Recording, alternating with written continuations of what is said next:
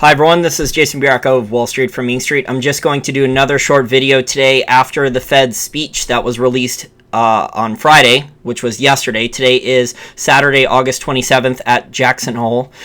So we're talking about the Federal Reserve speech that Janet Yellen released yesterday on Friday at Jackson Hole, Wyoming.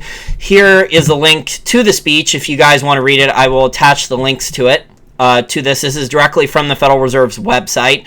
If you want a little bit of extra analysis, you can just Google Janet Yellen's speech, and this is what it says from CNN Money. Janet Yellen says Fed rate hike odds have strengthened with the economic data improving in the real economy. Yeah, right. I don't know what data they're looking at, but this is the Bureau of Labor Statistics and the Federal Reserve that say, oh, there's jobs that have been created in retail and restaurants, when we see that retail and restaurants are firing people and closing down stores left and right. They're the same people that 2 years ago, when the oil industry was firing tens of thousands of people, were still saying that the oil industry was creating tens of thousands of jobs. So this is pure propaganda from the Federal Reserve. I want to point out some other things in the Federal Reserve speech. So the mainstream media narrative is that the Federal Reserve says the economy is strengthening, the real economy is improving, and that they're going to be able to maybe do 2 rate hikes sometime later in the year. The odds are probably after the November elections, so they're still saying they could do the September rate hike. I don't think they will.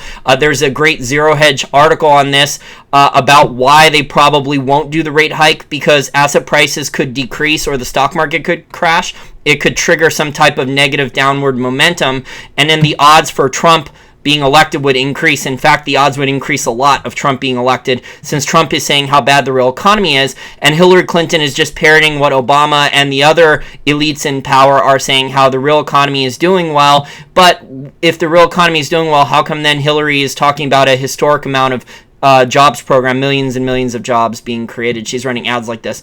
So she's talking out of both sides of her mouth. The Federal Reserve is talking out of both sides of their mouth. One thing, if you go through this speech, the Federal Reserve says the economy is improving, but if there is another crisis, another recession, more like depression, then okay, well, we could expand our balance sheet another $2 trillion, maybe up to another $4 trillion. So it's agreeing with what the video I said earlier in the week, citing other Federal Reserve research that came out over the weekend. So people are like, oh, it's on Zero Hedge, it's tinfoil hat conspiracy theory. It was directly quoting research papers from the Federal Reserve. So Zero Hedge is citing really good sources in that case. Maybe not every single story, but they do cite a lot of excellent sources in many cases. They were citing it directly from the Federal Reserve. I talked about it in a video earlier this week. We also have John Williams, not the one of Shadow Stats, the one who's the San Francisco Bank president. These guys are full of crap. These guys, these central bankers, these Keynesian central bankers, these PhD economists, they are like politicians.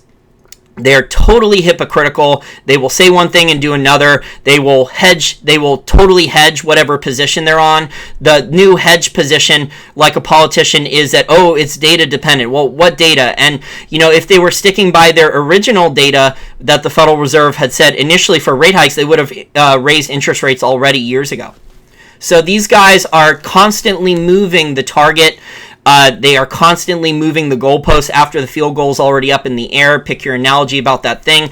Sometimes I feel like Charlie Brown, and then Lucy just pulls the football from me. I think that's a really funny analogy.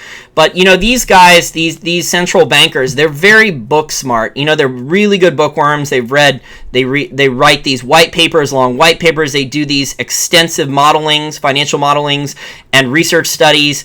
And then, they just have no common sense. A lot of them are divorced from reality. A lot of them have never held a real job.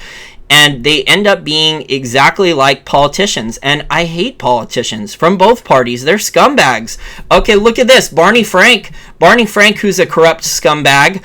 Maybe there's more people on Congress who are more corrupt and more of a scumbag than he is. But, he's saying he doesn't think that the Federal Reserve should raise interest rates before the election in September.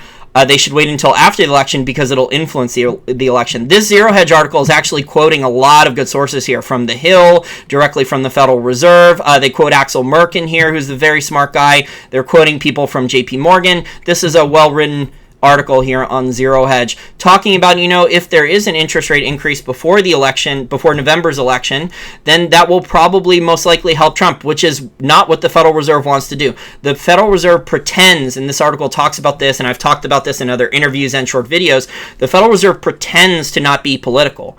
But go back and look at the Wikipedia pages of some of these guys. There's stories out there that the Federal Reserve, a lot of members of them are rich, limousine, liberal Democrats. They are very rich Democrats. A lot of them went to the same handful of Ivy League schools to get their degrees, and they grew up with affluence, and they were Democrats. So it's just unbelievable, guys. They're going to keep talking out of both sides of their mouth, saying, if there is a crisis, we're going to be fine. If the economy is improving, why are they talking about the next crisis then? So that just seems hypocritical again to me. A couple more things I wanted to cover before I go. Props to Louis Camarasano. I had him on this week as well. He just continues to crank out the excellent research. Unfortunately, there's a lot of people in the gold and silver community who do use his research work, and they don't give him credit for it. So if you are using Louis's research work and you're getting lots of views, please tell people that you used it from Louis Camarasano over at Small Gold. I've talked with him about this. I hear on videos and articles lots of people citing the research that Louis spent many hours doing on his own, the unique research over there. I think this is a website you guys should definitely bookmark. He's been talking in his articles here, a couple new ones since I interviewed him this week. He's updated JP Morgan's physical silver position, and also they've been buying a lot of larger gold and silver stocks too. So he talks about their ownership of Silver Eagles, their ownership of SLV shares, their ownership of gold and silver stocks. These guys are hedged.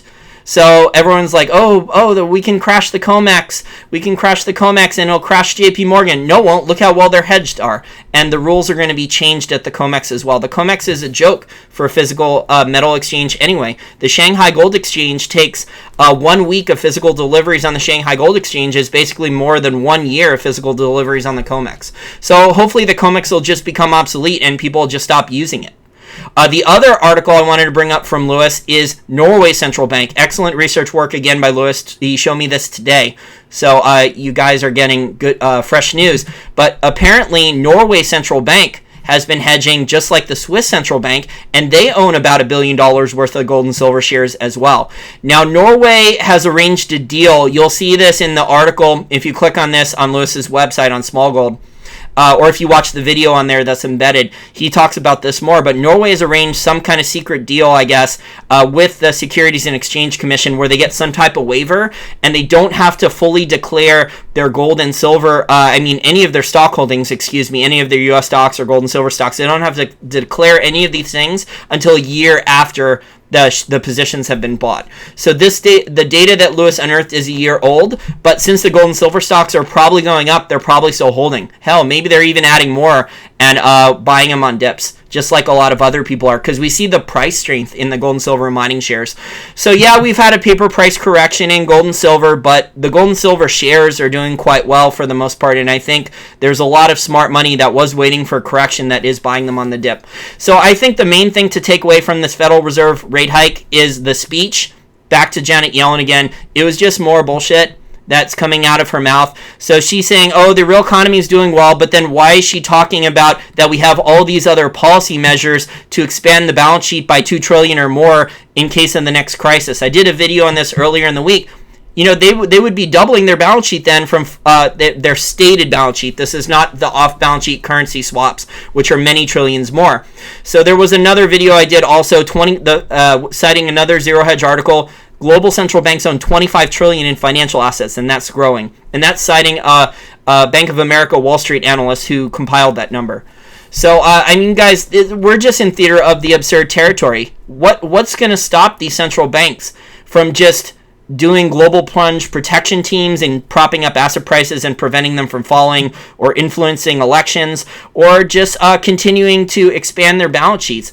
The really funny thing is, the Federal Reserve has pretended from 2009 to 2015, even now, that the U.S. economy is recovering so well. Well, if the economy is recovering so well, how come interest rates haven't increased, and how come they haven't reduced their balance sheet, and they're in fact laying out a plan for maybe increasing their balance sheet even further?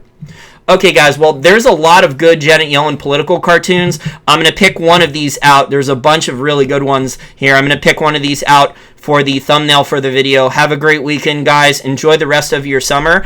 And I actually just found out that I'm going to be at a Sprott event in Toronto for the end of September. I know we have a lot of Canadian listeners. I'm only going to be up there for 2 days, basically. So I don't think I'm going to be able to see any of you. Maybe there's one night in there where I could go to dinner with some of you, but just let me know. Okay, bye, guys.